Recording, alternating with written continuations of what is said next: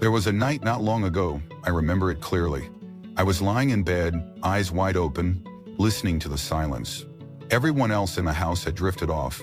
But me, I was wide awake. It wasn't worry, it wasn't pain, just stillness. Sleep used to come easy, but now, after 65, it feels like something I have to chase. And I've learned I'm not the only one. All across America and Europe, seniors are struggling to get the rest they once took for granted. But here's what surprised me. Some of the best answers weren't in a bottle. They were natural, gentle, passed down from generations before us. Herbs, rituals, small habits rooted in elderly wisdom. So in today's story, we're going to explore a few of these natural remedies, not just from the books, but from real people who've tried them. People like you and me, who just want to sleep through the night again in peace.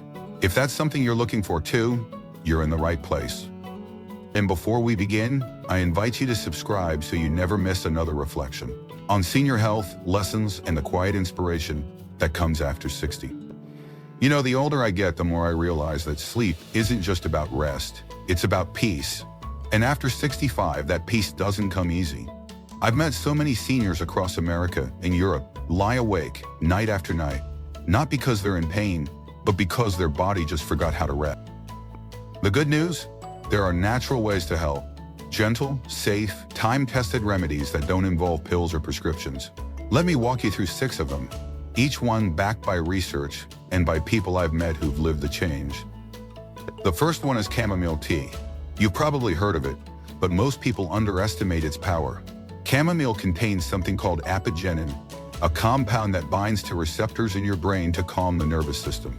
It doesn't knock you out, it invites you to let go. It's especially good for seniors because it's non-habit forming and easy on the stomach. Let me tell you about Helen, a 72-year-old retired librarian from Oregon. Helen had what she called broken sleep. She'd fall asleep at 10, but wake at 3 and stare at the ceiling until sunrise.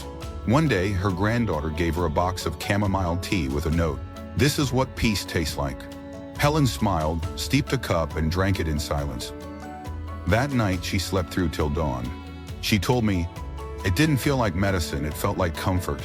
Ever since, she's had her little cup at 9 p.m. sharp.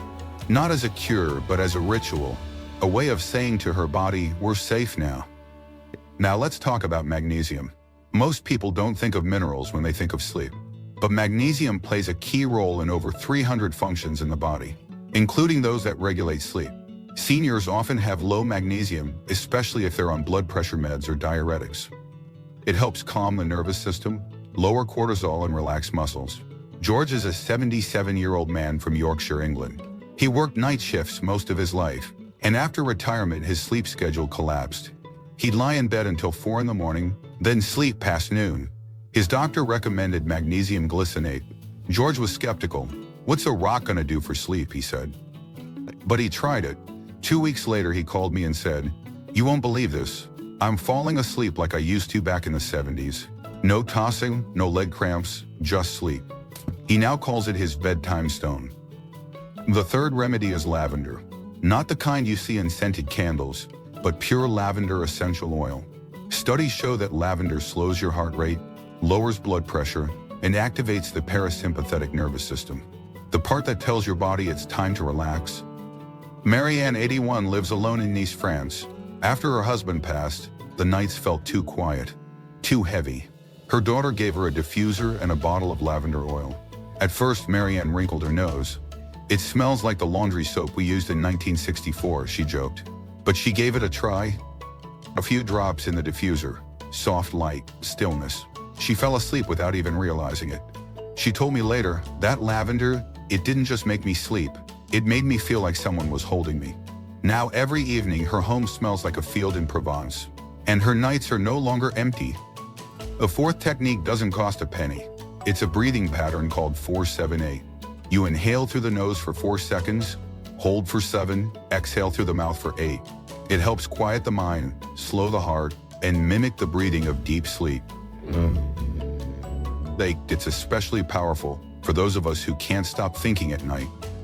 Thomas is a 69-year-old retired firefighter in Florida. For years, he'd snap awake at every creak in the house. His brain was trained for emergencies, A therapist taught him 4-7-8 breathing. At first, he rolled his eyes. "I've held my breath crawling through smoke. This won't do much," he said. But he tried it, night after night, and by the 5th night, he couldn't finish the 3rd round. He was out cold. He told me, "It's like I gave my nervous system a bedtime story." And for once, it listened. Now he teaches it to his old firehouse buddies. Says it's better than whiskey. Here's one most folks never think about: warming your feet. When your feet are warm, blood vessels expand, and your body naturally cools itself to prepare for sleep. It's called vasodilation, and it works especially well for older adults with cold extremities. Agnes, 85, from Vienna, had trouble sleeping unless her feet were warm. Her niece bought her a small foot bath and some Epsom salt. Every night, Agnes fills it with warm water, sits on her velvet chair, and soaks for 10 minutes. Sometimes she adds mint, sometimes lavender. She told me, "It's not just about heat. It's like I'm washing away the day." By the time she dries her feet and puts on her socks, she can barely keep her eyes open. That little act, so simple, changed her entire sleep experience. And lastly, sunlight. Morning light is the reset button for our internal clock. But many seniors, especially in colder climates, don't get enough of it. Without sunlight, melatonin production gets delayed and the body doesn't know when to wind down. Emilio, 73, lives in Madrid. After he retired, he stayed indoors more. His sleep became patchy. A doctor told him, "Get outside before 9 a.m. No phone, no sunglasses, just light." Emilio followed the advice. He sat on his balcony every morning for 20 minutes. Within 2 weeks, he was falling asleep by 10 and waking naturally at 6.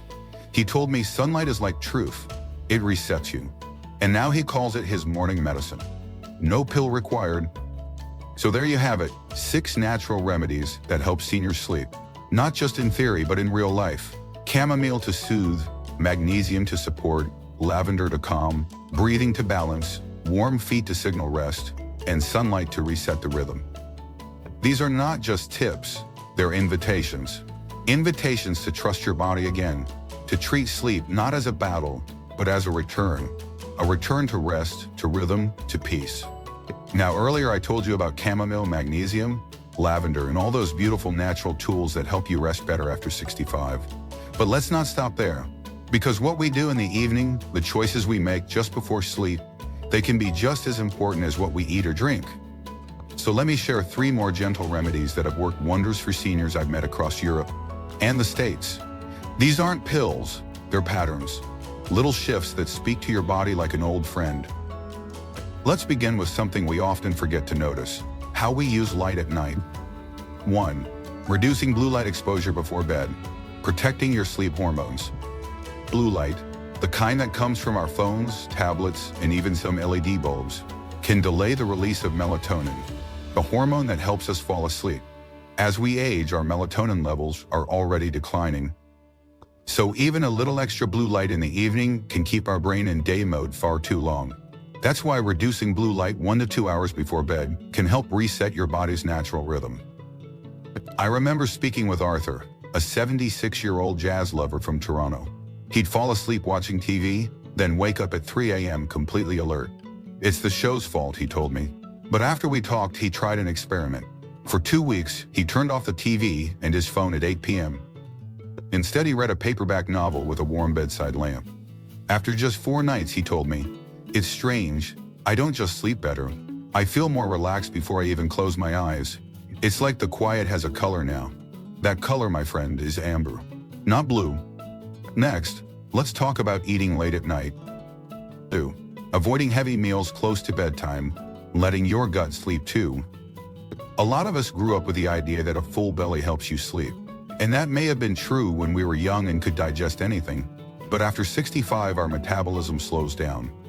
Late meals, especially ones high in fat or sugar, force the body to keep working when it should be winding down. That disrupts sleep quality, leads to acid reflux, and even increases nighttime waking. I want to introduce you to Barbara, 83, from Minnesota. Barbara used to have dinner at 8 p.m. Often it was rich casseroles or fried fish. She'd grown up cooking that way, but she started waking with heartburn, sometimes needing to sit upright in bed for hours. Her doctor gave her pills, but they only helped so much. One day her grandson, a young dietitian, made a simple suggestion: Finished dinner by 6 p.m. and switched to lighter meals. So she tried soups, grilled veggies, or just yogurt with berries in the evening. After a week, she called me and said, "It's like my belly is finally on the same clock as my brain. I fall asleep faster and I don't wake up feeling heavy anymore." The old ways were comforting, but new habits gave her back her nights. Now the third one might surprise you. It's how you wind down emotionally. 3. A simple wind down routine, telling the body it's safe to let go. You see, most people think bedtime starts when your head hits the pillow. But the truth is, the body needs a signal, a message that says we're done for today. That's where a wind down routine comes in. It doesn't need to be fancy. In fact, the simpler the better. The point is consistency, doing the same few calm things every night to help your nervous system shift gears. One of the best examples I've seen is Victor, 79, from Dublin. Victor's wife passed away 5 years ago, and since then, he said sleep just left him. His daughter gave him a journal. "Just write 3 things you're grateful for each night," she said. At first, Victor resisted. "Gratitude doesn't pay the bills," he said. But he tried it anyway. Each evening, he made a little cup of peppermint tea, sat by his window, and wrote down 3 moments from his day. Some were simple. The robin came back. My hip didn't hurt.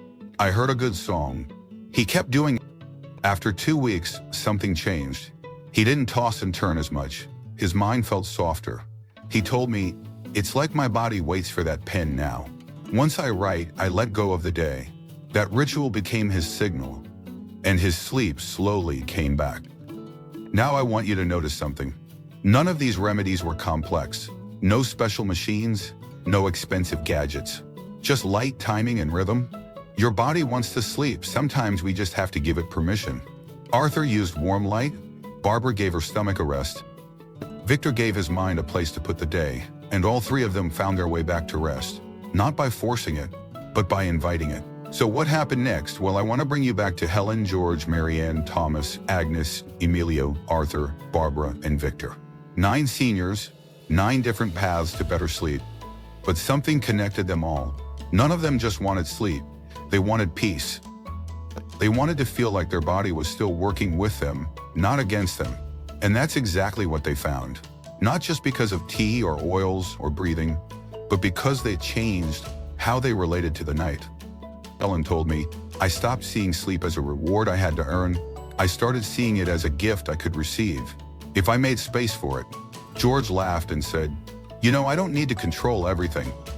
Magnesium reminded me, sometimes your body just needs a little help to remember what it's supposed to do. Marianne called lavender her evening companion. She said, "I don't feel alone anymore. It's silly, but I feel like the room is gentler, like I'm being looked after." Thomas, the old firefighter, told his buddies, "We were trained to stay alert, but nobody trained us how to let go."